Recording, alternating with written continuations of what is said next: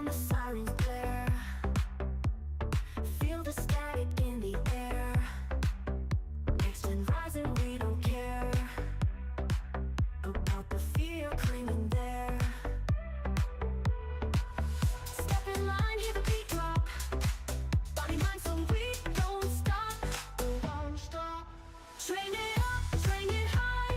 Next gen reaching for the sky. Push the limit, don't ask why. This is how we're born to fly.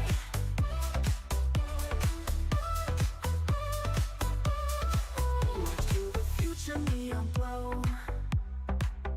Through the fire we will grow. Every move a deadly flow. Next gen rising, let it show. Eyes ahead, the rhythm calls. Stand up tall, we break the walls.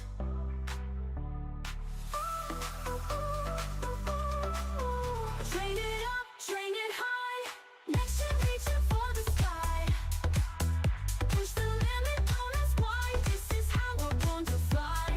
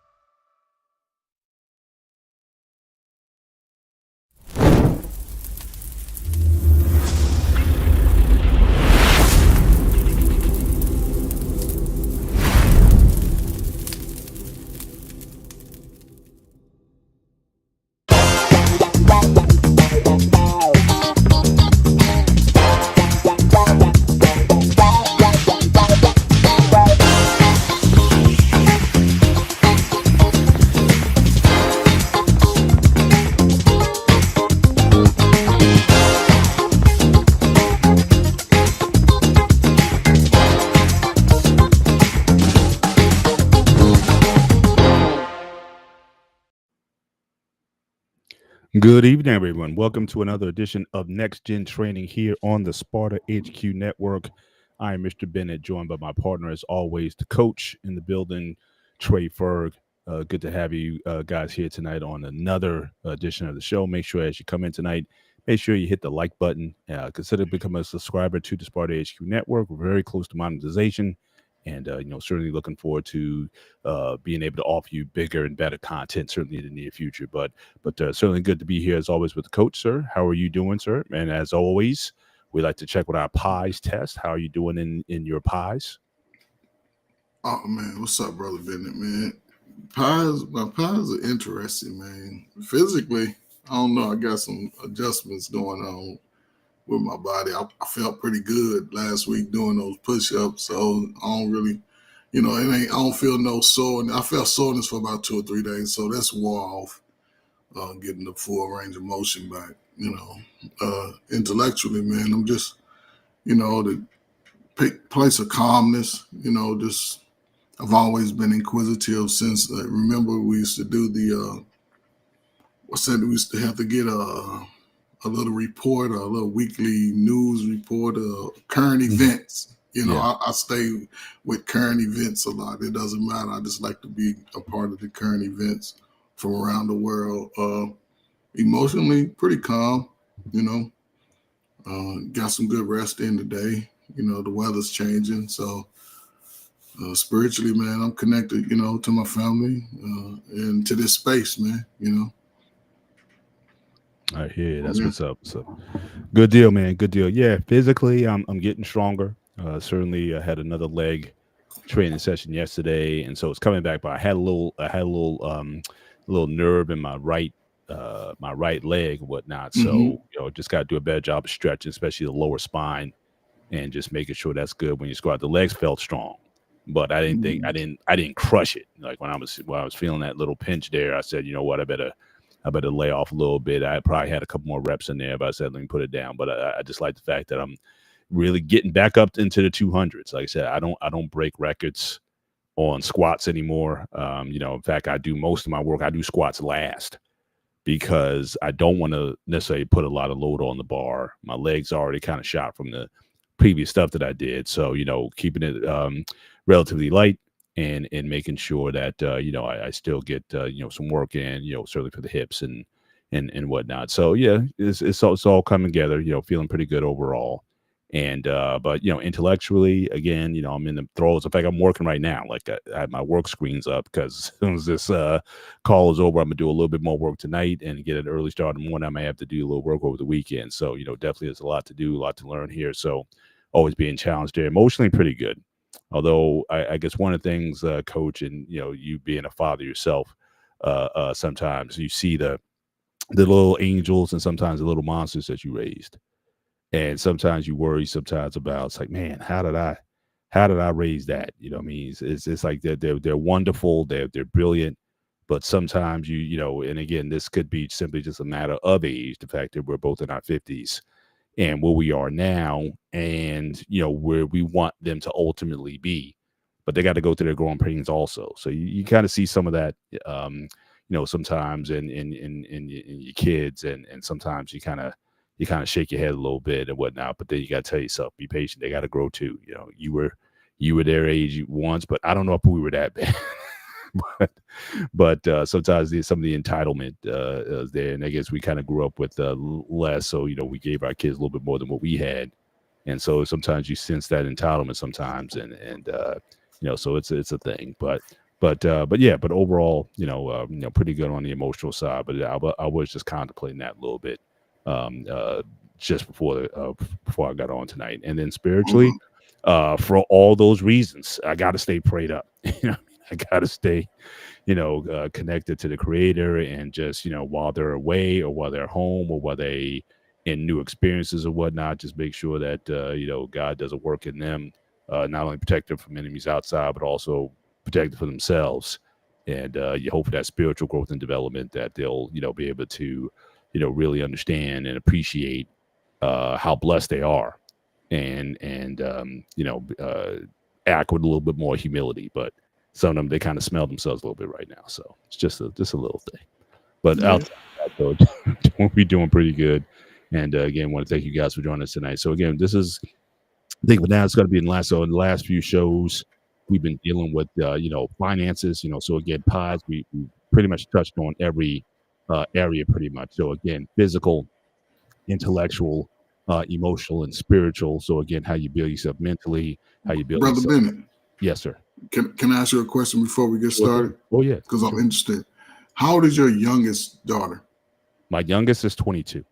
Okay, so my son is 22, right? Mm-hmm. And that's I was always wondering, how old is the youngest one? Because I thought they was pretty close in age. Mm-hmm. And he's as much as I ran my mouth up until graduation and the first year out of college. Mm-hmm. Me and him talk, and I've been calling.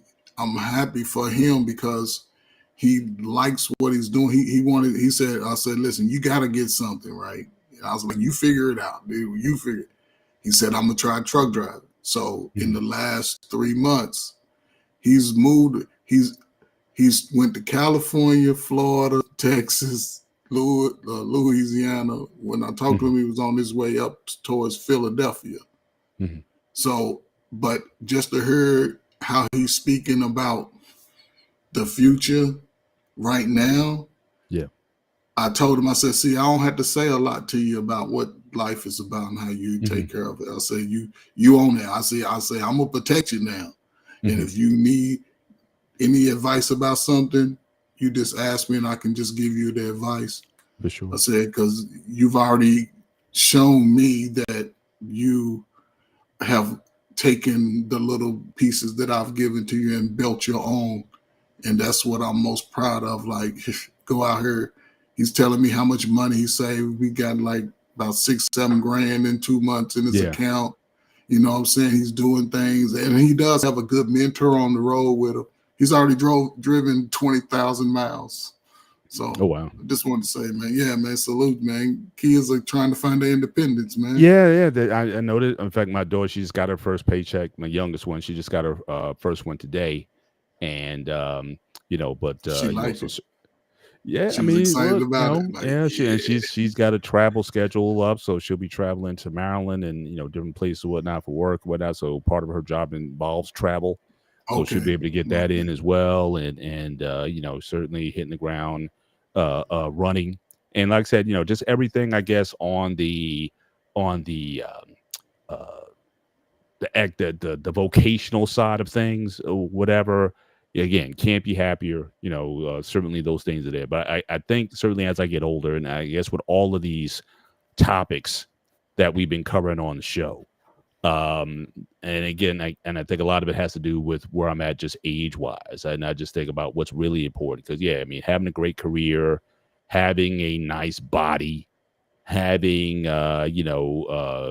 good network of friends and networking and things, all those are good, but the person you got to live with is something that you have to ask yourself, do I like myself, like overall, like sort of where I'm at. So I guess these days I think more about that and who they are when they're not surrounded by those things.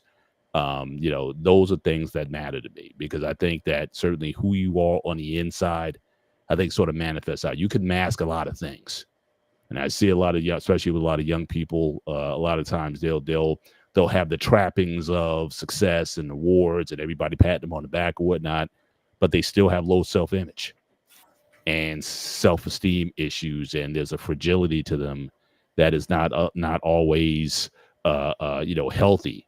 And the fact that I have the vantage point where I can kind of see all of it, so I see how my kids how they manifest to the outside world, but then I know who they are, and so I'm always these days, like I said, the academic stuff is almost automatic. My daughter, who's in med school, she has her first exam tomorrow morning, and so she's been already getting her study game on and whatnot, and things are clicking, and she's kind of getting to that game mode. But again, who you are away from all those things. I put a lot of stock into those aspects, that quality of life, that self image and whatnot. So I guess that's why I'm a bit more reflective now about character is important to me and humility is important to me, and those are things that I don't care where you are in life, those are things will always be certainly important. But so I want to acknowledge the chat as well. So Craig Lewis certainly in the house tonight, Lucas in the house tonight. Thank you for joining us tonight. And we have Direct Saul, also hello from PA. Good to have you with us tonight as well. And so certainly appreciate you guys coming in tonight. So that's kind of more so where I'm at with a lot of thought processes now, because like I said, the vocational side is that's working itself out pretty nicely, and but character is always as I get older, Mhm. character is So, number one. So so, Brother that's Bennett, I'll say this based off who you are and your wife, right? Character is something you don't have to worry about with your girls. They're going to take everything that you've instilled over the last 20 years. So you good with that. You good with that. They will bring the man that if they plan to marry to you, they will bring him. So their Mhm. character's good. I already know because Well, it's interesting even with that because, and I know we're taking a little detour here, but a lot of times they won't bring a lot of guys around me because, like, so there's like there'll be a guy to mess with, but it's like they understand when they come to dad, it's like there's a yeah, there's a teenagers is different though. there's a See, as standard, there's an adults, expectation, but even with the young adults, when they get ready to marry, they gonna bring him over and they gonna watch bring the right three bring the right guy there, but because they they know he definitely has to be. They know he has to be prepared for the yeah, long haul and not for just sure, nothing to mess around with. So for salute to sure. you, man. For sure, yeah. So I hope that I got one in almost in the kitty. So hopefully, he'll stick around. So the Just other take it two, easy on him, man. yeah, Just let him know, yeah. like, don't make me come bring these weights He's over. Bring him over for a workout. he To works do the out. My man is workout. brolic. No, my man is brolic. I dab him up and whatnot. He's got Popeye forearms and everything. I mean, my man, he takes care of a lot of those things. He's a fine young man, and so That's I just good. hope that my other two can find guys just as suitable and and he's sort of coming into his own. So yeah, so I have a lot to slowly be thankful for in that regard. And hopefully it'll be, like I said, but you just gotta be patient and just allow it to allow them to mature. But you kind of see we're at a point where we've seen kind of where how things go when we see where things, Mhm. so we're always mindful of that. But they gotta walk, they gotta take that journey mostly Yes. by themselves. They come to us for the OGs for help, but they got to take that journey as well. And I got to, as a father, I have to always remind myself they got to walk this. You know what I mean? If it was up to Yeah. mom, that'd be another story. But See what I'm fathers, we saying? gotta let our kids kind of mature and grow. So, but we talk about finances tonight. So again, this will be the last in the series that we've done on finances. So again, in addition to the pods, we decided to sort of delve into the finances again. As I always preface with the show, we're not financial experts. We certainly recommend to anyone that you should have some sort of financial counselor, financial advisor, somebody who's really good with money and money management and finances and investments. You should definitely have all those things. I think mostly what we're going to be giving tonight is we're going to be giving some tips. Again, based on different age groups, and we're not going all the way up or down or whatever. We're not talking about saving at 10 or saving at 80. Some things that we're not going to go through all the ranges, but I think a lot of this as a coach is going to be us sort of talking about where we were. These are ages I think we know very well where we were at these times and the things that we were doing, and so we can kind of validate and add some perspective to some of these brackets that we've talked about, and just kind of share how we've dealt with these at every age. But I think you and I just sharing a platform with you, so I think we have a lot of things in common when it comes to money management and things that we've done by the decades and how those things have served us well over the years. So first point I'll bring up. So where kind of really start. So let's look at that those teenage years. So 16, at least in the U.S. Anyway, 16 is where you can kind of file those papers and actually work for a particular company. Now you might be one of those folks. You've been working since you were 12, 13. You were cutting grass or digging, shoveling snow at 12 years old or whatnot. So these are just sort of general ranges as to when you start making money, but legally in this country anyway, we have child labor laws for a reason.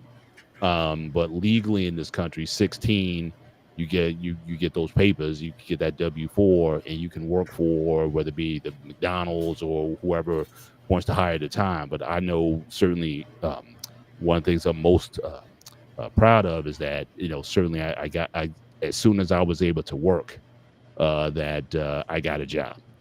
In part because I sort of had to, because my dad didn't have a lot of money, my brother didn't have a lot of money, so we were of the ilk that if we wanted something, we're going to have to work for it.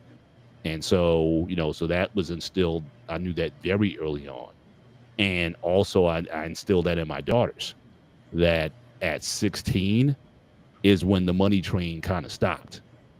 And so my wife and I, we were like, look, we will take care of your necessities, but as far as any additional things that you want, you're going to have to start earning those. And it started with certainly getting a job. And then once you got a job, then again, some of these tips here that are covered here for that age bracket. So again, learning about money. And I think, just the fact that they had to go out and earn it, that was a big boon in terms of, helping them to be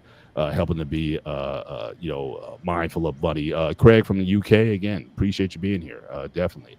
So learning money basics, opening up a savings account. Again, we did all that. So, that was there. I mean, we had accounts open up earlier because they would get, like, when they were younger, they'd get like Christmas money and things like that. So we had always money set aside for them. Set clear money goals, understanding credit, and earning your own money. So these were things. Mariana, as always, in the building tonight. Appreciate you being here. But these are things that some basics. But I think it's a good area to get started in. But I think it really starts with the ability to earn your own money. I think that is something that I don't care what the age is or what the time is. I don't even care if you come from money, because I see a lot of folks today where their kids, they got them involved in so many activities, and they don't get their first job until they're like 20 years old. And I think there's something lost there when you don't teach your kids early about, what it takes and having a good work ethic, early on is important. So, coach, so just your initial thoughts on this age bracket in general, some of the things that you did back in the day. I know we talked about it before, but your thoughts on some of these tips, anything that you would add to take away, or just some from your personal experience, things that you would add to this for someone just 16 years old, or go back to when your son was 16. What are you doing? Oh, man, just for me, man, I talk about it all the time, man. Age 14, I got me a pair of Clippers. I was making money from that day on. 14. It was a time between 15 and 19 because I really didn't work a job throughout high school. You know what I'm saying? I played sports, I played basketball and football, and it really wasn't a necessity for me to work, but I did learn how to cut hair. So guys were always, who had to work, they would come to old Coach Ferg for the haircut, $3, $5. And this is age 14. I learned how to cut, and I learned how to shape up real good. You know what I'm saying? Just the skill that I picked up. My dad didn't teach me. When nobody in my family a barber. I just was one of those type of inquisitive kids. I saw it. And what prompted me to get a pair of Clippers, I was trying to get a haircut for an event, and I went to the barber shop, and I waited there for 4 hours before I got in the chair. I said I'd never do it again. Got the pair of Clippers from about, I would say from age 15 till about, I got my first real job at age 19. After once I graduated, I went to college, and my first job was at the state fair. Let me say this. It was a 10-day event. Of course, I was cleaning two bathrooms, 2 or 3 bathrooms. That was my first job. I'm cleaning toilets, brother. Right. Right. Cool. I did such a great job that the boss, one of my bathrooms was by the supervisor's office. She came to me before the event was over. She said, listen, you're in college, right? I said, yes, ma'am. When you get out of school next summer, you come and work for me. I'll give you a job.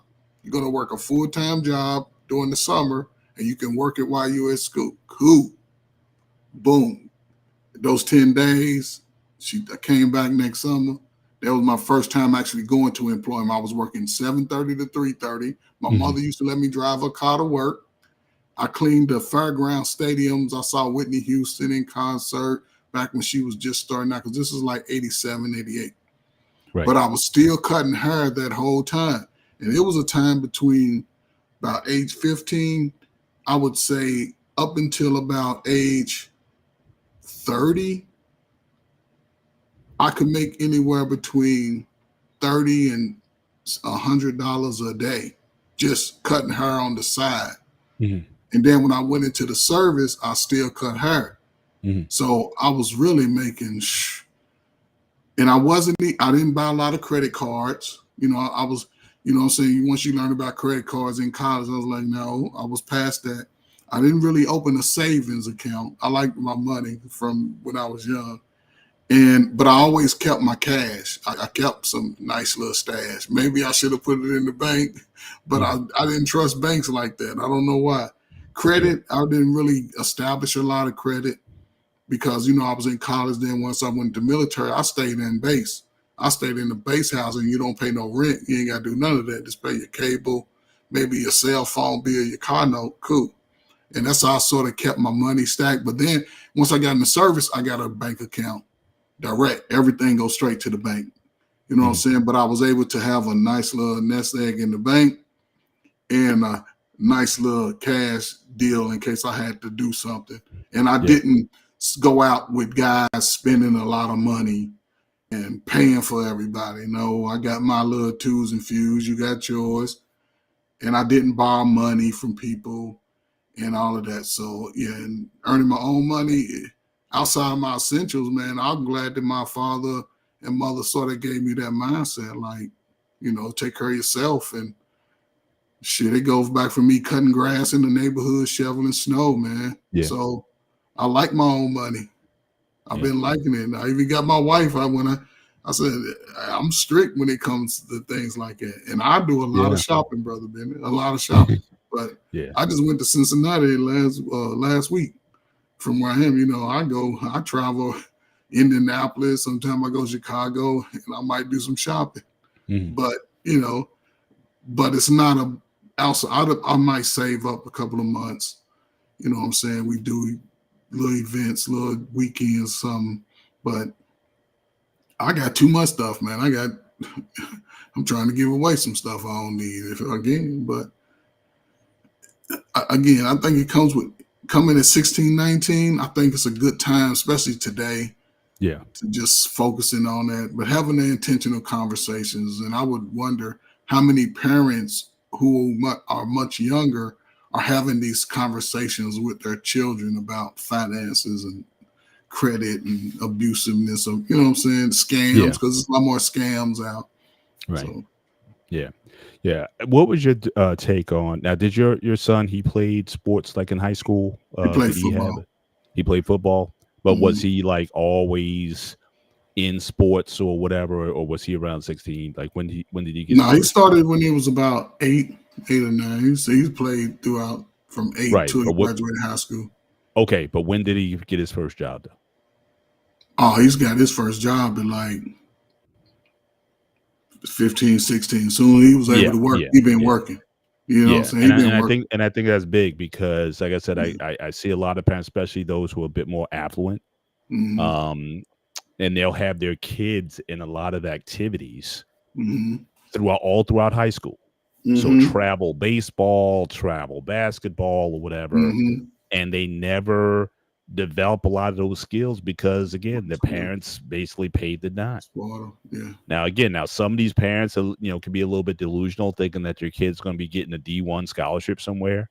Yeah. But I think you can realize, especially these days, you can tell by freshman, sophomore that if they gonna be that or not. I mean, You can it's like tell. these recruiters are getting kids at 13, 14 years old to commit to Yeah. schools now. So What, you be what getting 13, 14, brother Bennett, that's middle school. You can tell by I 7, know, but 8 I'm just saying, grade. but you got Yeah. these recruiters and scouts, they see you balling like that. You got guys looking to put have these guys sign commitment letters at those young ages and whatnot. So, but for a lot of parents, it's just like, it's just something to say, oh, well, I just want to keep my kid out of trouble and that sort of thing. And so I'll just want to keep them busy. But to me, if you want to keep your kids busy, again, let them get a job.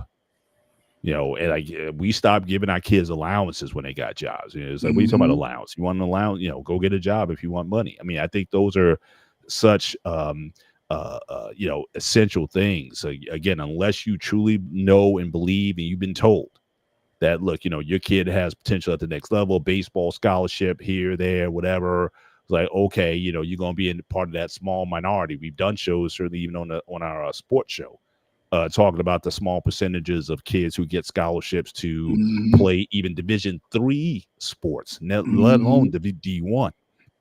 But Mhm. I mean, even Division III, it's a small smattering of people. So you think having your kids and all these different activities and whatnot is going to help them in the long run? I mean, you got to be careful. I mean, especially now, it's getting a lot more competitive out there, and so you have a lot of these other ethnic groups don't have their kids in sports all the time. They're in math club, or they in some kind of thing, or they're doing something educationally. And if you don't have your kids focus on that, or like at the very least develop again a work ethic to learn about money, I think those are things that really, for 16 and 19-year-old, unless your kid is that special. But I've seen kids, it's like, they'll have their daughters in dance, and they tour the country and dance and whatnot, but there's not a lot of dance scholarships. You think your kid's going to dance at Juilliard or something? I mean, it's not a lot out there, and even the career itself, there's not a lot going on. So again, a lot of what we're saying tonight, again, we're not talking about the exceptional people. You might have an exceptional kid, and so you got to use wisdom there. But most of what we're talking about is for the general population, and for that population, there's nothing that certainly would teach them more about work ethic than having them get a job that and then they can start learning about financial responsibilities and what they need to be talking about. Teach them about saving, teach about giving. I mean, if you're a religious person, if you believe in giving to charity or your church or whatever, I mean, start those things early if you want your kids to sort of embrace that as a habit and lifestyle early rather than later. So I would definitely emphasize that. So let's move on to the next group. So let's say you're in your 20s. What are some of the things that you're doing? So again, a lot of life events. You're graduating from college. You may be, marry your college sweetheart or whatever, or your mid-20s, think about getting getting married and whatnot. So again, there's some different criteria that's in your 20s. Build an emergency fund. I mean, and again, all these ages here, you can start a lot of stuff at any age. Even as a teenager, you could have an emergency fund. But again, having an emergency fund, start budgeting, learning how to budget your money, begin investments early. If your job has an ability for you to invest, or you want to take the bull by the horns, learn about finances and do that. Avoid high interest debt, especially high interest credit cards. And establish again good credit. I mean, in your 20s, I mean, you can start early. I remember when I was in college, college, you get a credit card up to like a $500 limit. That's why I got my first credit card. I was like a sophomore, junior in college when I got my first credit card for $500 limit. But again, it teaches you how to use it. And again, as I said on the last show, credit, or even getting credit, establishing a good credit history, that's going to be vital to a lot of things that you want to do. If you want to get a home or a car or whatever, people are looking at your financial history, and a lot of that involves credit. If you treat credit as a tool to improve your situation financially and not get wrapped up in just spending that credit, then I think it's a powerful tool to use in terms of allowing you to acquire and get more things, especially later on in life. But Coach, your thoughts on these here? Anything that you would, from your experience in your 20s, and anything that you would either add or add to this list here? Yeah, man. Again, man, these lists, man, are spot on, man. But it's interesting when I think about my own life, especially in my 20s. I was in the military for most of from 22 to 20. What was that? 29. Yeah. So yeah, for sure. I was in the military, and I've always been sort of a budget type of guy, because it goes back when I was and this is what changed my life one time. I was like 14, 15, right? And my mother saw how I was with money. You know what I'm saying? She was like, boy, you don't never ask for no money. I said, Mom, I make my own little money. Yeah. So that year before school, she gave me $200, Brother Benny. She said, here, go get your own school clothes. Because she knew I liked them all. I don't know why, she knew it. And I would go down to the city mall downtown, about 2 miles away. Most of the time I walked, because I knew all the shortcuts. And I would buy me 3 or 4 or 5 outfits, man. Buy me some lunch, come back, have $2 or $3 left. And she always used to ask, let me see what you got. She like, oh, you did good. She ain't never had no complaints. And that started it for me, just being allowed that independence. And then my father was old school. He'd been writing checks since I can remember. So, he talked to me a little bit about starting just writing checks, you know what I'm saying? And how checks, most of the time they pay on a delay system. Yeah. You know what I'm saying? So they got to go through the system. You can't just say, okay, I wrote the check and then spend money. You got to wait 3 or 4 days after writing, especially the big check. Wait 3 or 4 days before you make any additional purchases. And that's what made me stay away from checks, though. When I saw it, he told me so. I said, no, I did. And then it was right in the prime when debit cards became a real big thing. So I'm saying, so I said, I got my debit card. I can keep track of it. And investing is something that I didn't hear a lot about. That's something that you're looking back, like that's something I wish I would have known about. But I found out later, and I told my son, we were having these conversations with him, investing in something, a little startup, something where he throw $20, $25 in there and just forget it. We talked about some insurances for himself and stuff. So he's looking forward to just really tapping into that. High interest, that again, I didn't do a lot of credit cards. I didn't start getting into credit cards and stuff till I got married. Mm-hmm. But then we still don't have a lot. We got them to take care of something, but then it's paid off. So it's really not good credit. Yeah, I like good credit. You pay on time. You purchase something, like I think you mentioned last week. If you purchase something and you have the money, just go ahead and go home, pay it. Avoid the interest. Credit card as cash. Mm-hmm.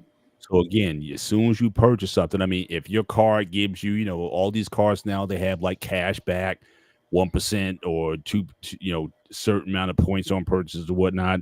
If you use your card at cash, think about how much you spend in groceries every month, or gas or whatever. You add all that up, most gas cards give you like 4%.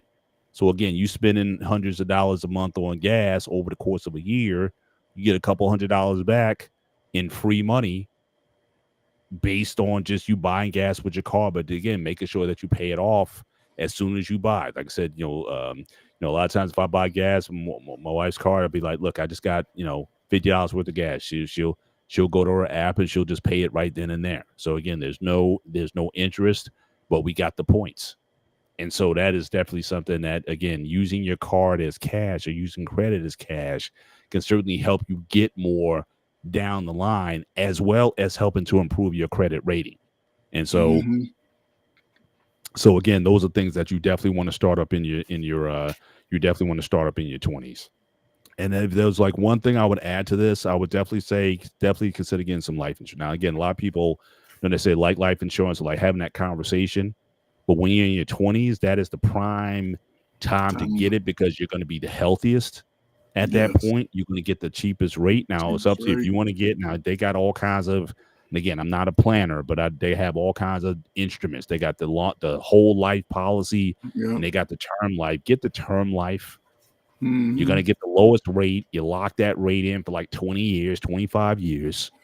And you're not gonna, and because again, anything can happen at any time. But especially if you get married or if you have a young family in your 20s, then your family's going to be protected and for a lower cost.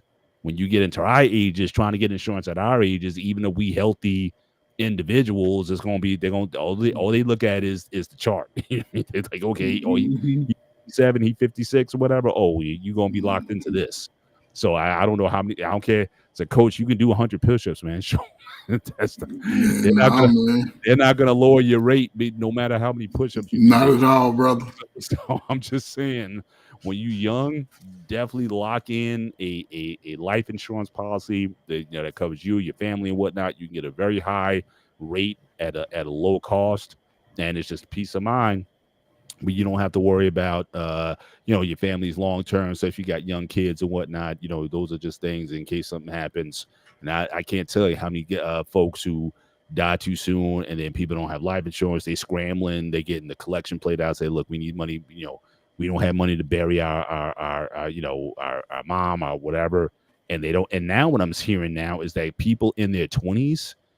Now, again, I'm not endorsing it. I just heard about it, but you got people like in their 20s and 30s getting life insurance policies for their parents and locking in that rate, because again, you don't want to get caught with the bill, especially now the cost of burials and whatnot, and is really going up. So you don't want to be caught out there left unprotected. So I even hear folks taking out on their parents to make sure that they're covered. But life insurance in your 20s, that can be a very nice and secure way to make sure you have, again, some additional peace of mind when it comes to that. But Coach, when you're in the military, I mean, I'm sure they provide like some sort of life insurance policy or something like that, or term. Yes.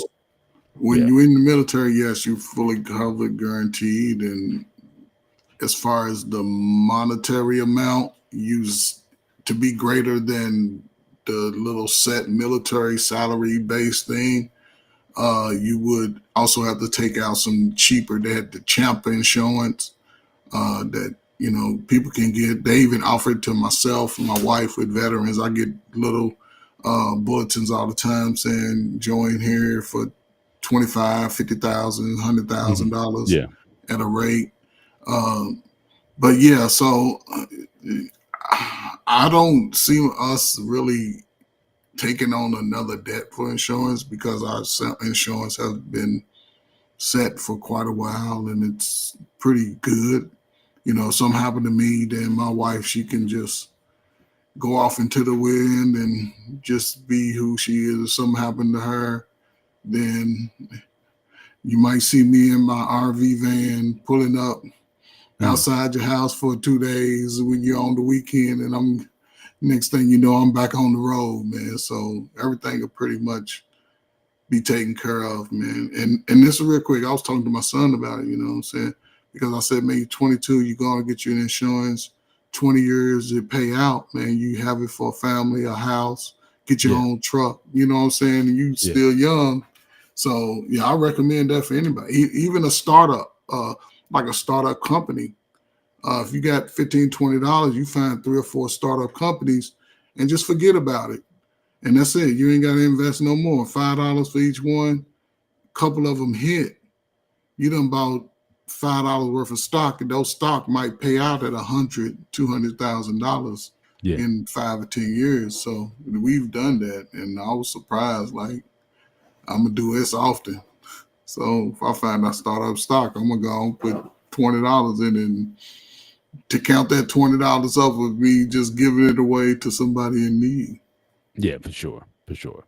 And don't always think about investing like, oh, guys get jobs to get 401ks to your jobs. I mean, look around. Like I said, what Coach is saying about the penny stocks that you can get involved in, or even consider taking on, your own finances when it comes to that. So again, don't just lock yourself in. If you can get a little money, maybe get a little property or something like that. I mean, that's certainly something to do as well, especially if you get married, you get a nice little chunk of change at the wedding or whatever, then that might be something worth considering to put down on there as well. So, definitely a good strategy. But yeah, but 20s, that's like, really where I guess a lot of the fun can start.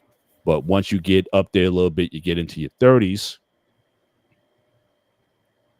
Where is it? It's coming. It's up, Brother Bennett. It's up.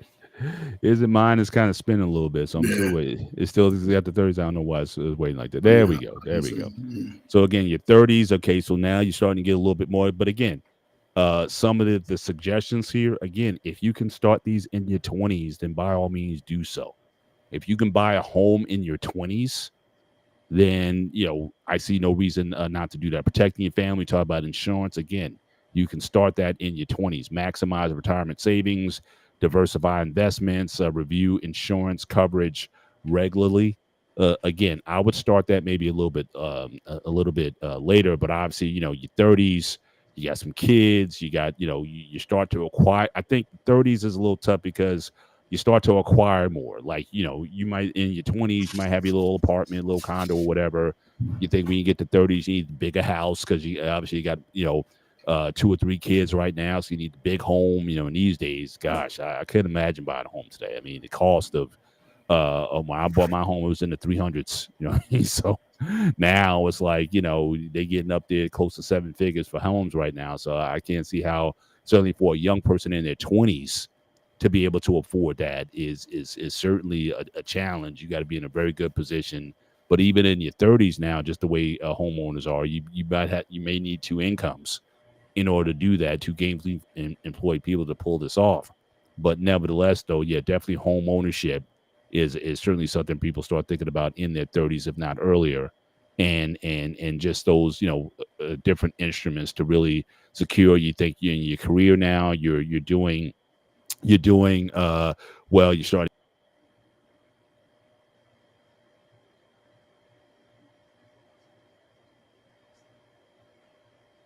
Man, Brother Bennett, you froze up, man. So hopefully he'll come back. Yeah, so you see in your 30s, man, you can start considering home ownership. And even with home ownership, it doesn't have to be the best home in the world, right? Just make sure the foundation is solid, like the electricity, the plumbing, there's no cracks in the walls, no mold, the important stuff like that. Then you can start making it look pretty. And one of the best things about home ownership is the more you pay into that home, the more equity you build. That equity can be pulled, especially when you reach up, after a couple of years, you've been paying your mortgage on time. You might have $5,000 to $10,000, $15,000, $20,000 equity built up in the home that you can pull out. So even if you was to sell the home, you would get the equity before. It takes about a month or so to process, but yeah, if you're not behind on your mortgage and you don't keep refinancing, you believe you have a good financial rate, then, I would recommend, especially if you can find a little 2 or 3 bedroom, that's all you need. Maybe a basement, find some good trustworthy people. Like every year you just do a room. Some of that stuff you can save money doing it yourself. Just make sure every crack is, sealed. And you take care of the foundation first, work from outside in. And then I think you have a solid home in out years to come. People, you don't worry about people. Don't worry about people making fun. Don't let nobody come and spend the night. Make sure you lock all your windows, put new windows in. Make sure the roof is solid. Yeah, the roof, the windows. Um, Brother David, can you hear me? Can you see me? I can hear you and I can see you. Mr. Paul What better happened to let me Brother know Bennett? there's a power outage in this area. Okay, well, we good there, man. I'm just gonna go through, man. Hopefully you can just go through. Yeah, protect your family in your 30s. That's part of that financial planning, man. Setting insurance policies, maybe some investments, some long term, some stocks, some bonds. I don't know, stocks. Yeah, that's a little worry. People don't forget that when you just because it paid don't mean you got to pull your money, but you can pull some, but they do tax it, so you better know how much you pull because it does have to go on your W-2s. And retirement savings, just put away 30-40% if you can. You don't have to always spend the money that you have extra. You can just put it away a couple of months, pull something every 6 months or every other, after you get your taxes. Diversify investments. Yep, that's part of that. Some stocks, some not stocks. I'm gonna stop saying stocks, but some bonds, insurance policies. All of those things are investments.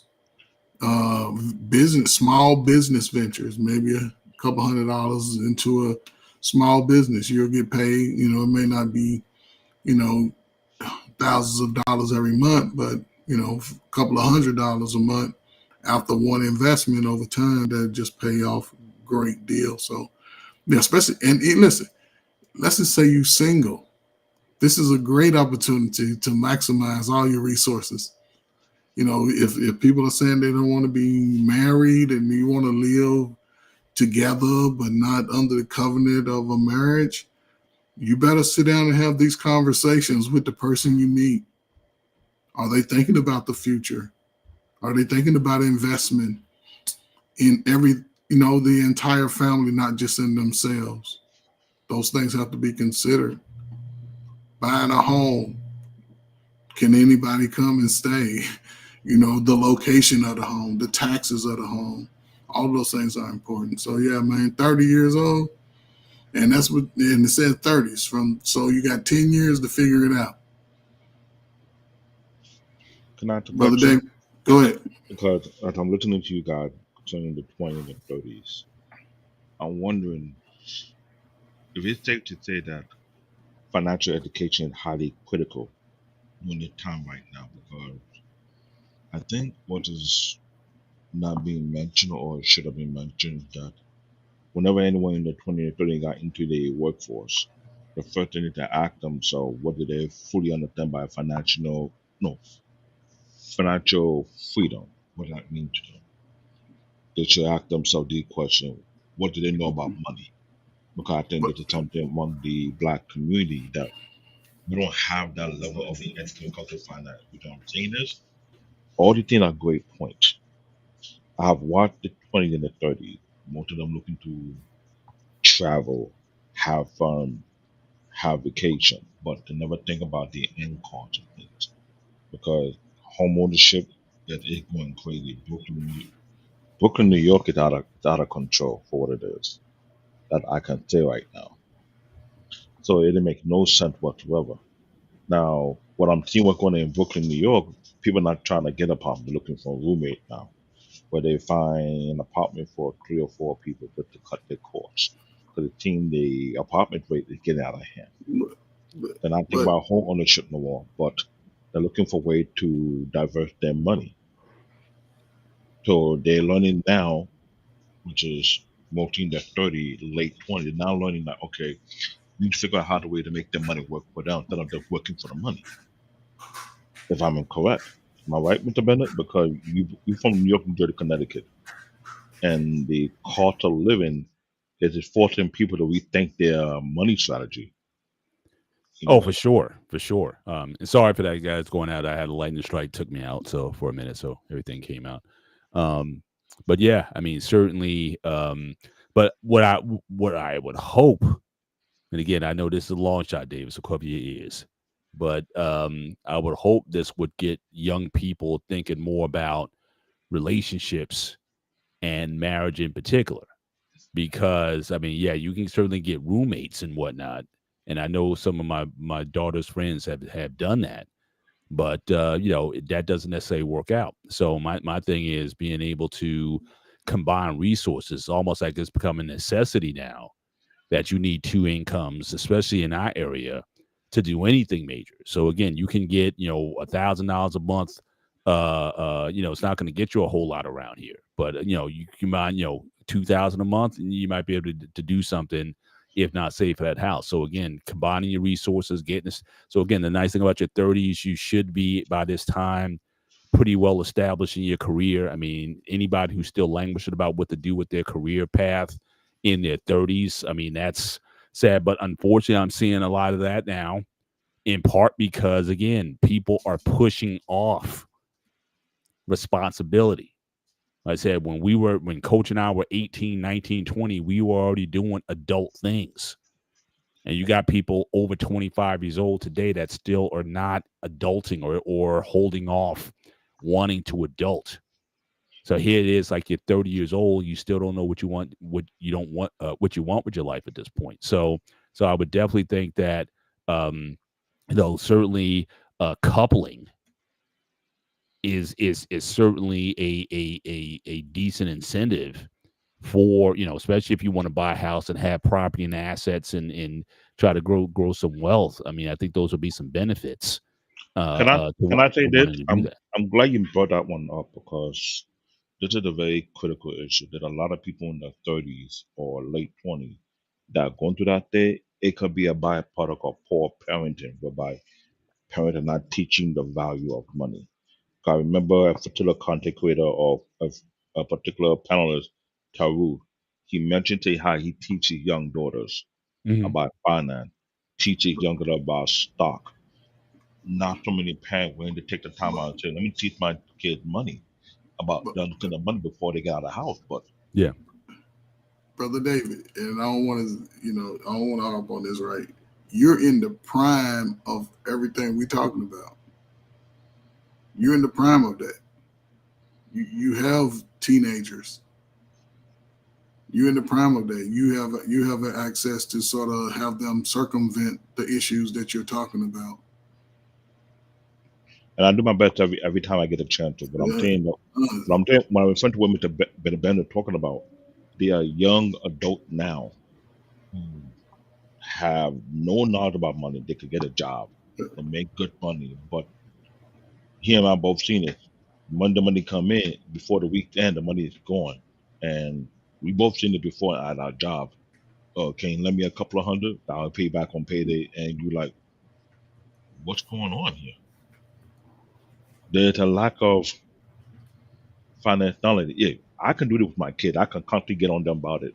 But what we are seeing as a collective is kind of like, I'm not saying we cannot do it.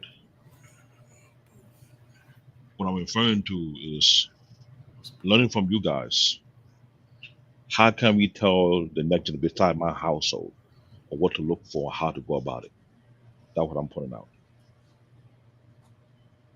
Yeah, I mean, all you can do is share information. I mean, even just like with this very platform that we're offering, we share advices. All right, but even like I said, and I got daughters too, and again, that's always something. Even in my household, like I said, the thing I'm most proud about is making sure that they at least they had a work ethic at a young age. But saving or whatnot, I got one who's on it and one who's just getting started, and she looks like she's pretty good with money too. I got another one though. That's another story. So a lot of it is also again leading them to water, but they're going to have to learn how to drink it. They're going to have to drink at some point in time. So all we can do is share information, and hopefully they can look at us as an example of where we've been able to set up and situate ourselves at our ages or whatnot. That'd be something that they can model after. But all you can do is just give the advices. But what they do with that's up to them. That's the hard part as a parent of letting go. And like I said, even as I led the show with, being patient with them in terms of just where their mind is sometimes. I mean, they got a lot of things down. I can't be more prouder than I am of them in terms of, their vocational. but some of the other things are still is like a work in progress, and so Yeah. So, you're always trying to be patient with that, give them knowledge when they ask for it, but then they're gonna have to learn how to fall and understand consequences at the same time. So again, for anything that we're sharing tonight, again, it's definitely it's a take it or leave it approach. But again, when you're in your 30s, if not earlier, I think that as early as you can consider buying at least if not buying your own home, buying property, the mhm. earliest you can start that, the better. Yeah. But I'm thinking by 30s, I'm just saying, but generally how it goes for most people, if you're not married, you're with somebody, you're talking about sharing life with someone at a certain time, it's time to pool assets together. It's time to start thinking about really that period of your life if you're raising a family. So again, owning a home is certainly something worth considering. So those are things that should definitely be at first first of mind in your 30s versus your 20s when you just try to build just the resource. Sometimes just save up, because again, down payment 20% in this area, you're talking $100,000 these easily. So you may spend the bulk of your 20s trying to save 100 grand trying to get the down payment to get a house in the Northeast area or something, or West Coast or some of these other areas where stuff is. So again, I understand it takes time in your 20s to do that, but again, the habits you develop then will hopefully help you once you get to your 30s, when you want to start establishing some roots in the ground, some foundations in the ground, and really start to create the environment that's best for raising the next generation. If you didn't start that in your 20s, then certainly by your 30s, especially for women, since you have a biological clock to consider, yeah, this is the time when you would definitely want to again establish some roots and foundation, and certainly home ownership is certainly one of the ways that you can do that. So No problem. certainly I will step down. I appreciate it. Let me step down yes, because I was waiting for you to come back up. appreciate it. Thanks for filling in. Thanks for filling in. But Coach, any other points here on things to do in your 30s? Hey, brother Benny, man, while you was out, man, I just went down the list, man, gave my, perspective on each one, Got you. man, and Got things you. to do, man. And I spoke, like you said, that home ownership, man, builds equity over time, man, and that can be extra cash for major projects on the house. Do one room a year, man. But yeah, and far as diversity, I think people, I don't know if people invest in bonds and things like that as much as they used to, but those things seem to always hold some value. I was reading up on some, I forgot the name, Yeah. where some yield high interest returns early. Mm-hmm. Some do it later. So you just got to do your research, when it Exactly. comes to that. Exactly. Yeah. All right. So now we're going to move into your 40s. So again, here you got teenagers now, or those who are starting to prepare for college. So again, the idea of plan educational costs. Again, that's something if you can start, whenever you start your family, that's probably a good time to start thinking about that. If you want to think about like a traditional 429 savings plan or something like that in your 20s or whatever, whenever you have your kids, if you can start considering that, because again, cost of education again through the roof. But at the same time, I think we're at a point now, again, us being Gen Xers, we had a greater appreciation for the college route. But I think at this point, I think a lot of people are starting to reconsider this. What type of education are you talking about? To go and get a liberal arts degree and have 6 figures in debt may not be the way to go. So again, the trades, your son is doing trucking. There's a lot of other ways and avenues that people getting education that's not necessarily through traditional college means, online courses and different certifications that you can get. So again, this is an area that you don't just think, okay, my kid has to go to a school out of state, $50,000 a year. Really, this is a conversation that you have to have with your kids about, okay, what do they want? What kind of goals do they want? But my kids, I tell you this, my kids, we're not going to go to college for basket weaving or communications or liberal arts or art history and those sort of things, at least not on my dime anyway. Now, if you get scholarship, you go do anything you want. But when it comes to that, I mean, ROI is something that you got to say college is essential for certain disciplines, but for others it is not. And so again, those are conversations that you have to have. Start them early as you can, but in your 40s, these things start to consider. I mean, the girl in the picture, she might be 12, 13 years old. You turn around, she's studying for SATs. And those are things that you have to start thinking about. So again, accelerating your retirement contributions, plan educational costs, reducing debt aggressively. I mean, we've been in that for some time now. Assess an investment portfolio, perform annual health checkups annually. Again, we talked about that, the frequency, with the things, habits that you do daily, weekly, monthly, quarterly, and annually. Again, this falls right in line of things you should do. You should be meeting with your financial planner, whatnot, and reassessing kind of where you are. Are you on track? Do you need to uptick some things, or you might need to take out some money? If you've been doing pretty well investment wise, you may need to cash out some of your investment to pay for some of the college tuitions or whatnot, or whatever it is that you need to that you need to do. So again, think about those sort of things. So those are things that happen for couples, again, in their 40s. And I think this is really where you need to, really start to be able to see sort of the 10,000 foot view, like, what my future is going to be looking like. And also for those who are coming behind me, am I prepared for, the costs that they're going to incur as they certainly pursue higher education or other educational means. So Coach, your thoughts on these, anything you would change or add to this? Man, when you're speaking about the educational costs, I used that was big on me, especially working in education, working in the schools and planning for scholarships and filling out applications for scholarships and, looking at college costs around the country. I used to have to go through a book initially when I first got introduced to it. It had every college and university within the United States and Puerto Rico, right? So I was always big on, reducing costs. And my son, he wanted to go to, what was it? It's a school downtown Chicago. It costs a lot of money. Mm. I was like, man, listen, you want to play football? Because this is me talking. I said, listen, you want to play football? Go to Joliet Junior College, because Biden was giving 2 years of college for free. I said, go to Joliet Junior College. It's not too far from your house. You can play football because they have a great football program for a junior college, right? Mm-hmm. I said, you're going to get all your tax money, all the refund checks. You're going to get all that. I said, you're going to get a nice little help.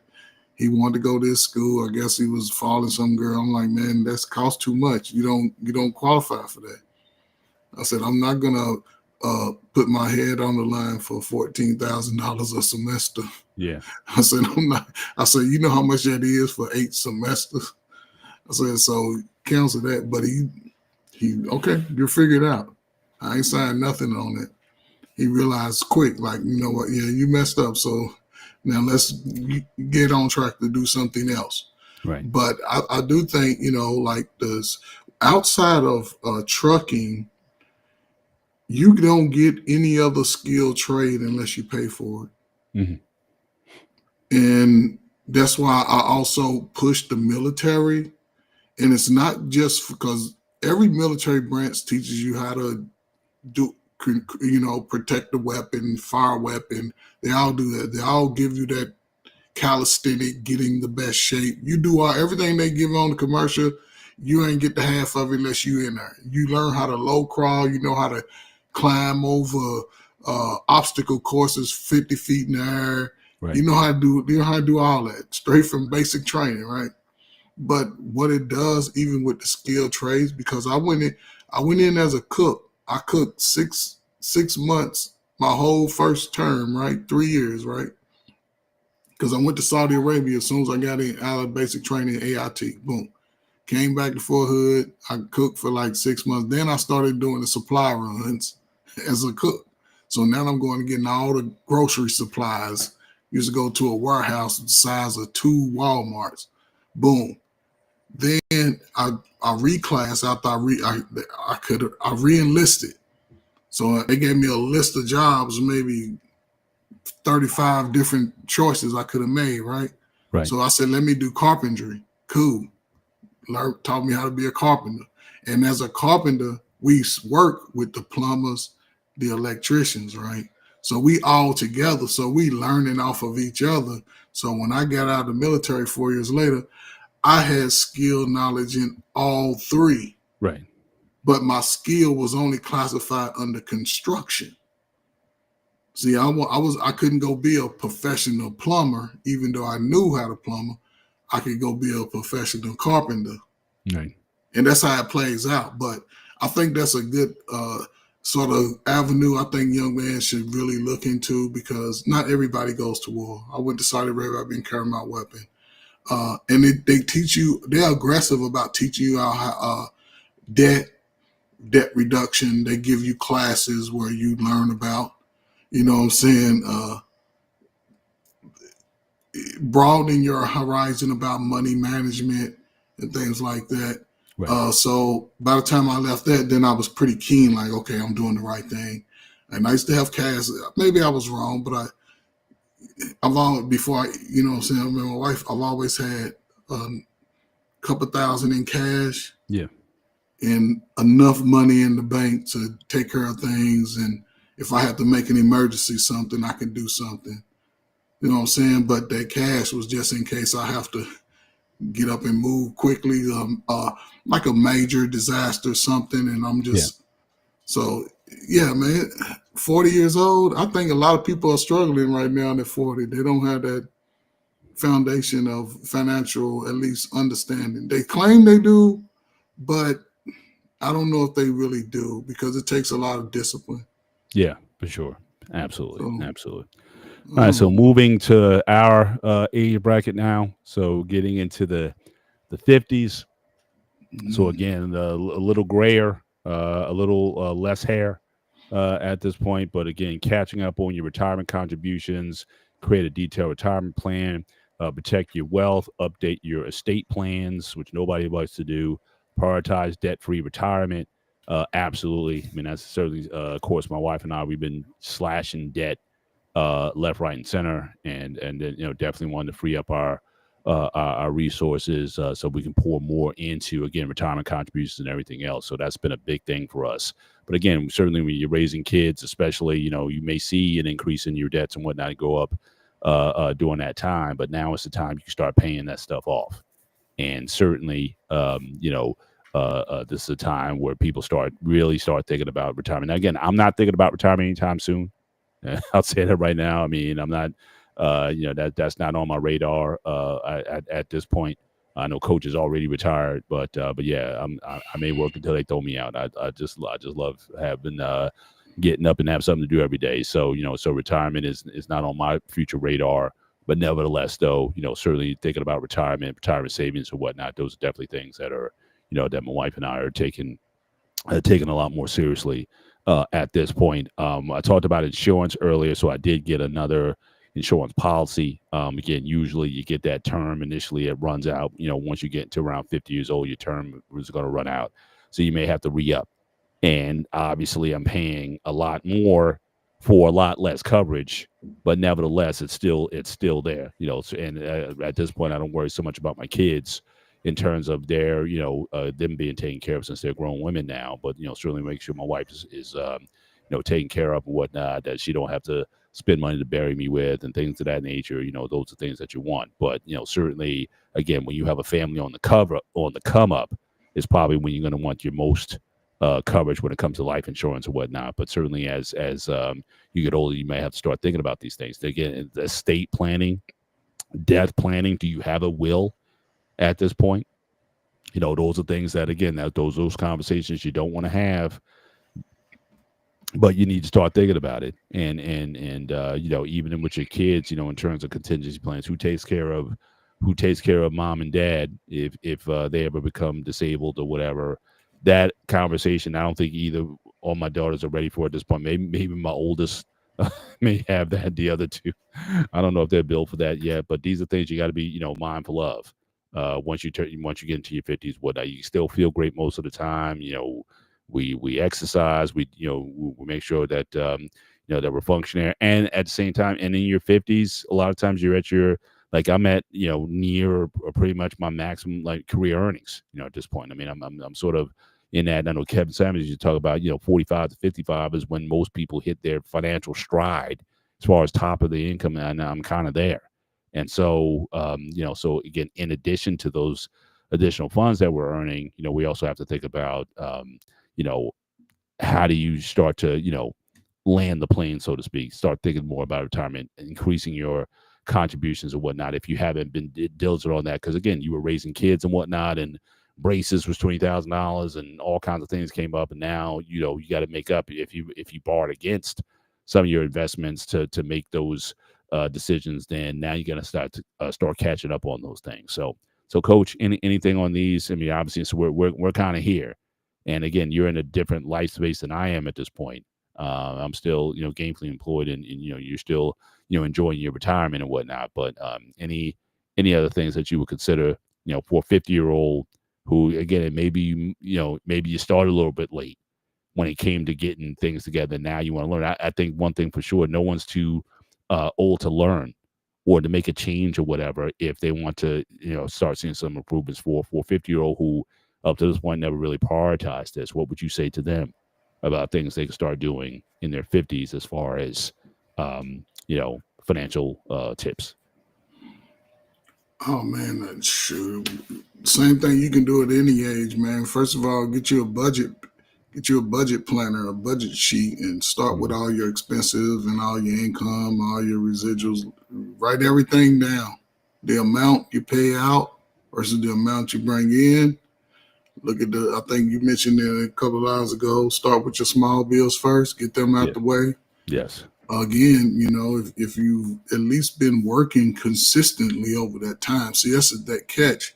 A lot of people seem to think that you can play no work games well into your 30s. Unfortunately, you can't do that, because at 50, your body starts to change. You start wearing glasses now. You didn't wear glasses before. And I think a lot of people take it for granted. But again, let's just say somebody who's at a point where they're ready to change. You have to learn the basics. You have to be disciplined. You have to really be consistent in how much you contribute to your investments. Write things down, right? Start thinking about even the property that you own. Think about your children, how you're just going to separate things, who's going to handle what. Just be more conscious of those things. Get a planner book, not a planner book, but I don't know, Mr. Bennett, what's some little, like a bookie book or something? Remember old little, back in the old gangster days, they have the little ledger. Yeah, get you a little ledger book and just write it down as they come to your head, and protecting your wealth. That's something, you have to look at again with the insurance policies. And that's where the wheels are big, write down the wheels of trustworthy people. At least they seem to be trustworthy. They haven't let you down so far. Not somebody who just starts showing up like 2 years ago because they know you got a little money. Correct. Not the one that's always asking for a couple $100 here every so often, seem like they do it at the wrong time. But yeah, not that person. The person that you've seen has been working and being consistent and taking care of things. Yeah, and no major debt. I guess at some age, I feel like now that I bought enough stuff. I got enough clothes and, stuff, little trinkets that add no value. I have enough. We have 3 vehicles, and 22, a 23, and an 18 that been paid off. That's a truck, but I love it so much. I'm like, I was going to get a new truck, but that's the only thing I would get. I would get another pickup truck, and I would get rid of a car if I needed to. I think by the time my wife retires at 60, we're going to get rid of one of our cars and just have 2. It's just going to be a nice size pickup, and we'll have to flip a coin on whose car we have to give up, hers or mine. But as long as I got the truck, a nice pickup, 4-door pickup, crew cab, I was looking at the 2500. That'll be suffice. That'll take me out. I'm going to drive that till I can't drive no more. Yeah. But yeah, absolutely. All right, this is where we got one more here, and I added this one at the end because again we're kind of in the middle of this now, but I didn't want to leave the 60s guys out. So again, I'm going to go one more level here because there were some things here that definitely already started to think about. Again, consider lowering your cost of living. So again, you might have the big house. Though again, I've always thought that if my daughters, if they wanted to just buy the house from us, keep the house in the fan, because again, you're not going to find a house out there, at least in that area. You're talking, high six to low sevens in this area. It's a nice size house if you guys want to live, but again, their mindsets are elsewhere. So they're Hmm. thinking, "Oh, I want to live in Florida. I want to live. I want to live. Yeah, I Okay. want my own. I want my own spot and my own, come up and that sort of thing." So that's just something that one of the things I wish they would be a bit more, think more financially. But again, they're such an age now; they want to stretch their wings and be, independence. But independence is costly, and when there's assets and whatnot. I mean, this is how a lot of other families and other ethnic groups, a lot of times they get ahead because they keep the wealth in the families. And I've met people just over the years when I was working in the South. There were so many people I met who the homes that they live in was the homes their parents lived in, and the home that the grandparents lived in, and they didn't have a lot of money, but they had that house, and they make it work still. And so even though they don't seem to have as much, but it's about again how much you're spending out also. And if you're going to put that much money into a home when you got generational type of situation you can have. And there's one lady, she's got like 6 acres on a house that her parents or grandparents owned. I'm like, you can't be mad at that. I mean, it may not be the nicest looking house or whatever, have all the amenities. You can do a little work on it to kind of get it up to grade, but still, still a fraction of if you're just going to go out and just buy something, even down there, property values and whatnot is still, the cost of housing is certainly growing up, is going up. So, definitely doing that. Um, Look at relocating to a tax friendly state. I know a lot of people go to Florida. A lot of people, I know my sister, she retired to Nevada. That's also a tax free state. The only thing is that weather, though, is no joke. In the summertime, 110 in the summertime. So I don't know, Florida, they got every time I go, because I fly into Jacksonville every week, and every time I left Jacksonville, either going out of Jacksonville or coming back, I always got caught up some thunderstorm every single time. So my thing is, I don't know, they say sunny Florida, but you get that rain every day and the hurricanes and everything else. So I don't know if I would ever move to Vegas or Florida. But if I had a choice, though, I still may choose Vegas or Nevada if I was going to retire somewhere. I know some people, Arizona out here is pretty nice as well, but again, that heat, I don't know. But what are your thoughts? And so also delay collecting Social Security benefits. I know technically you could go to 62. I don't know what's going to happen in the future. Social Security is a big topic people talk about. They talk about pushing the retirement age to 70 and all those sort of Mhm. things. So I don't know what's going to happen to that. I don't know if that's something for especially for the young people that we might be talking to here. Are you going to be able to rely on that in the future? We're not sure. Make sure your investments or anything that you're doing in your 20s and 30s. That's why even more so why you need to maybe take some things into your own control, because that may not be something that you may be able to rely on in the future, at least the way prior generations did. So, any thoughts on that? I think the big takeaway for me is definitely lowering your costs, downsizing, and like I said, with the kids being grown, it's nice to have the big house, especially when you have Thanksgiving and all the big holidays and stuff. But sometimes I think about I just want to get that RV and just live out of that and drive across the country sometimes. But your thoughts on that, Coach? Man, it's interesting, right? This is where we are now. This is our My future, wife right? is 3 years younger than me, so this is where Mhm, we are now. And she's thinking mhm. about her cutoff day is 60. She Right. wants to retire at 60, and she's right on track. Again, lowering cost of living. Yeah, she was on the phone today negotiating a deal with with insurance, and I think saying I saw that she was at first when I met her, she was one of them just take care of it. I'm like, no, you do have some leverage, especially when you looking to spend your money. So Yeah. she's in there like she's in the war room trying to say, hey, I Right. need the best deal I can get. Right. Locating to a tax-friendly state, yeah. That's why I said some states, being married, you can file married separate. That plays a big dividend, especially if there's two incomes and there's children. One can get the benefit of the child, the other can get the tax refund. Also, it doesn't tax both incomes. When you do both, they'll tax one at like 18%, something like that, real high. Right. A lot of people end up owing, but again, Florida's one of those tax-friendly states. Illinois is a tax-friendly state. Even Indiana is a tax-friendly, especially if you're a veteran. That's what I like about, being a veteran. You can look at the states, and at 70% disabled veteran in Illinois pays no property tax. Oh, wow. And they get reductions on their car registration. It's free. The car registration is free on up to 2 vehicles, and you get a free transportation pass so you can travel. And they have a major transportation just like New York. Mhm. So it's free as a veteran. So that's why I like, and I've been taking advantage. Like now I can go to Fort Knox, get on base. My wife has access to things. It's real friendly, states like that. I would take advantage of any veteran.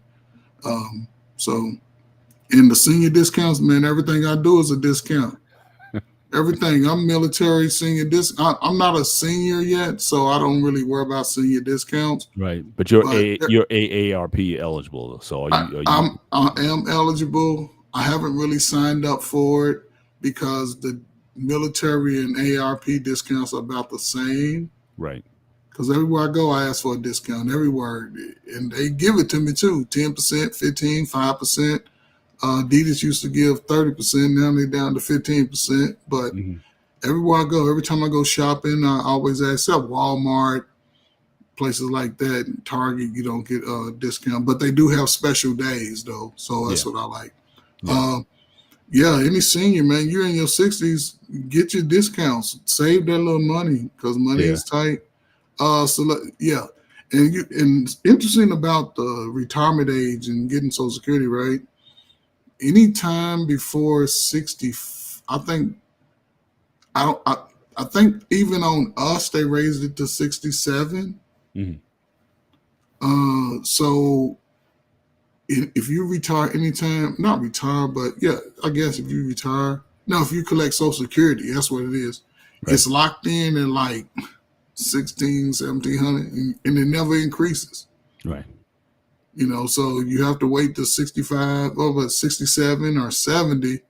Man, you might not see number 2 checks coming out of that retirement, man. That's Social Security. So if you can invest now, set yourself up for the next 20 years. So when you get to this age, you won't just have to rely on Social Security. For sure. Absolutely. Debt. Absolutely. Yeah. And I must admit that, again, certain senior advantages I could get now, but it just don't feel right. I'm fighting it. Being an AARP member, I think I said one time on the show, we went to a concert. I guess an 80s concert. So you had the Spinners, Force MDs, and the Spinners were there and whatnot. And our age bracket is like that 50 and up. So we saw a lot of people there in the wheel buggies and the Kings and whatnot. It's like we're not here. Yes, there's music we grew up on, 80s music and whatnot, but we're not. We don't look like a lot of the people who were there. But this is our age bracket, and so a lot of it is that reality that we are in this space, and so I do need to start thinking more about that. But I just remember when we were at the show, my wife looking at each other, we probably fitted in 95% of people in this room.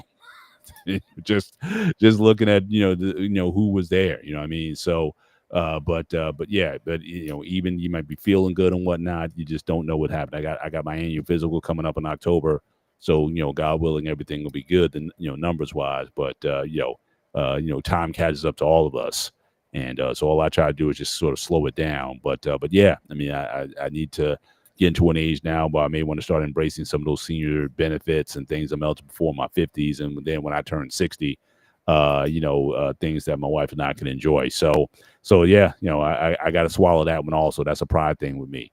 But like I said, I wasn't trying to grow up too fast. I'm trying to enjoy right where I'm at. But certain things you need to be mindful of. But this was a good show. Appreciate everyone coming in tonight. Thank you. San Jose Made. Thank you for coming in. Thank you for the compliment on the show. Coming in. And really appreciate the support that we're giving here. So yeah, so make sure any of the content that we have on the show, we certainly encourage everybody share it. If you find a topic on, again, physical health, on etiquette, on finances or whatnot, anything that you may think that can help someone who's younger or someone just looking for some advices. Again, we're not experts. We just sort of share our experiences, but please feel free to share the content with anybody who can benefit from it. I think that's really one of the main reasons why I like doing the show. And certainly with Coach, I think we're of the same mind. If we can still help people, we want to do so. And so, share the content with people. Make sure you hit the like button, certainly before you leave tonight. But Coach, I'll give you the last word. And with that, we can close out the show. No, man, listen, man, we're going to keep on grinding, man, keep pushing the information, man. Listen, again, man, we just two bald dudes, man, just giving our opinion on important topics that hopefully somebody can take something from, man. Apply bits and pieces to your own life, man. See how it work out, man. You can come and share to us what the outcome was, man. Just, we've been talking on various topics, man. Go check out some of my previous lives, man, and come back and share some of your thoughts about our conversations, man. I think it can benefit pretty much everyone from young and the old, man. But again, salute, man. Just Brother Bennett, email me, man. Let me know what what's going through your head for upcoming weeks, man. Just certain little things I can start putting together and get it to you. But yeah, man, salute, man. Appreciate you, Brother David, man, hanging out. Peter, man, I hope you're somewhere safe, relaxing, man. But man, good show, that new man. schedule is I think he said he's getting used to it, but certainly, really. Certainly him being able to I guess get off a little bit earlier or whatnot. But I know he has an early get up time. So real quick, Brother Bennett. Yeah, they done delayed the game, so you should be. I saw that. I saw the light. Yeah, I saw the lightning and whatnot. Yeah. And like I said, I got taken out, so I think I got a spike here. Took me out, so they just kind of chilling, but pretty wild game so far. I mean, the game started off guy at the coin toss, spitting at Dak Prescott and wouldn't get ejected. I missed that. You missed, yeah. The main guy for the main top defender for Philly, they had center field. I guess they're doing a coin toss or whatever, doing other stuff. Him and Dak is Johnny spits right in Dak's face in front of the referee.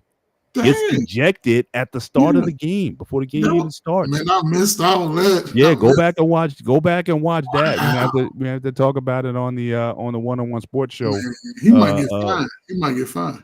Yeah, but it's been a great game. It was like 21-20 at the half and whatnot. So again, definitely back and forth, and certainly a good game. Hopefully we'll be able to finish it off. Hopefully these storms don't last too long, but I'm just glad football season's back, and certainly looking forward to the slew of games over the weekend. You can hop over to the Black Men Unfiltered Network on Wednesday nights. Coach and I are on the one-on-one sports show where we talk about everything in the world of sports. So certainly this will be something that we'll bring up.